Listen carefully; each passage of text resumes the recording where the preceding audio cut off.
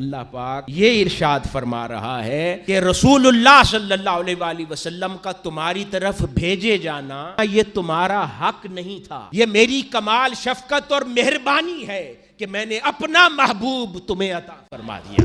اور یہ کیوں فرمایا کہ تمہارا حق نہیں تھا، یہ میری مہربانی ہے؟ کیوں؟ تاجدار کائنات صلی اللہ علیہ وآلہ وسلم اگر مبعوث نہ بھی ہوتے تو ایک رتی کے برابر بھی اللہ رب العزت کی نگاہ میں تاجدار کائنات صلی اللہ علیہ وآلہ وسلم کی شان میں کمی نہ ہوتی، کیونکہ آقا علیہ الصلوۃ والسلام اللہ کے محبوب ہیں۔ جب سیدنا آدم علیہ السلام کا جسد خاکی ابھی پانی اور گارے کے درمیان تھا تب بھی وہ اللہ کے محبوب تھے، جب وہ بعثت سے قبل ولادت ہوئی تب بھی اللہ کے محبوب تھے، اور بعثت ہو گئی تو بھی اللہ کے محبوب ہیں۔ تو اس لیے دنیا میں تمہاری طرف بھیجا جانا، اور اگر نہ بھی بھیجتا تو بھی آقا علیہ الصلوۃ والسلام کی محبوبیت میں اور مقام و مرتبے میں کوئی کمی واقعہ نہ ہوتی۔ تو کسی عارف نے کیا کہا کہ یہ تو آقا علیہ الصلوۃ والسلام پر گراں گزرتا ہوگا، اپنے مولا سے دور ہو کر مخلوق کی طرف متوجہ رہنا، جبکہ وہ تو چاہتے ہوں گے